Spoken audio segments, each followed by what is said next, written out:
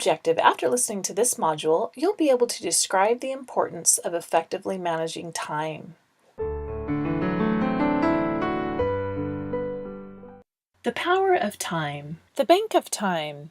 If you had a bank that credited your account each morning with $86,400, but carried over no balances from day to day, allowed you to keep no cash in your account, and every night canceled whatever amount you had failed to use during that day, what would you do? Draw out every cent every day, of course. You do have such a bank. The name of it is time. Every morning it credits you with 86,400 seconds. Every night it writes off as losses all of those you failed to use or invest for good purposes. It carries over no balances. It allows no overdrafts. Each night it closes off the record of the passing day. Each morning it opens a new account with you. If you fail to use each day's deposit, the loss is yours. There is no going back. There is no drawing against tomorrow. You must live in the present on today's deposit. I really like this analogy because it effectively compares time to something that we all value to varying extents, and that is money.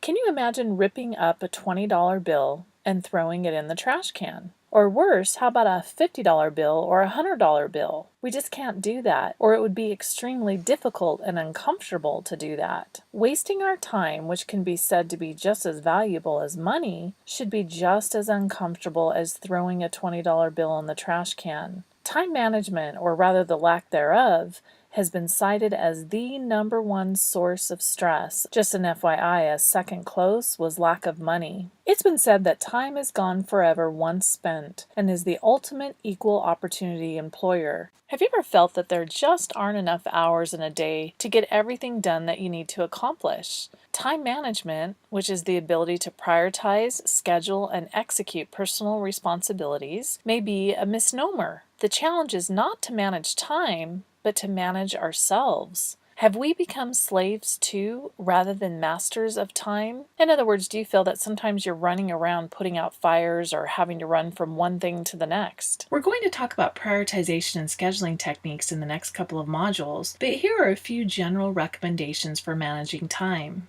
Remind yourself that life is always unfinished, and that's okay. You're never finished. It will always be unfinished, but that's okay. That's the way it's supposed to be. Stop trying to think of more than one thing at a time. Just focus on one thing at a time. Learn to recognize when you're doing it, when you're trying to think of tons of things at once, and develop the discipline to catch yourself and focus your concentration on one thing at a time. Remind yourself that if you fail to protect your allotment of time, no one else will. It's up to you to strive to stay on schedule. Take advantage of downtime. The now rich and famous writer of legal thrillers, Scott Turow, wrote his first novel using only his morning commutes into New York City on the train. All around him, others just killed the same time. For most people, these minutes don't matter, but they can. So when you say to yourself, it's only 10 minutes, you miss the entire point of time. Plan ahead. Every night, take just a few minutes to plan your day. Don't start your day until you complete your time plan. The most important time of your day is the time you schedule to schedule time. Practice not answering the phone just because it's ringing and emails just because they show up. Disconnect instant messaging. Don't instantly give people your attention unless it's absolutely crucial. Instead, schedule a time to answer emails and return phone calls. Similarly, block out other distractions like Facebook and other forms of social media except during scheduled times.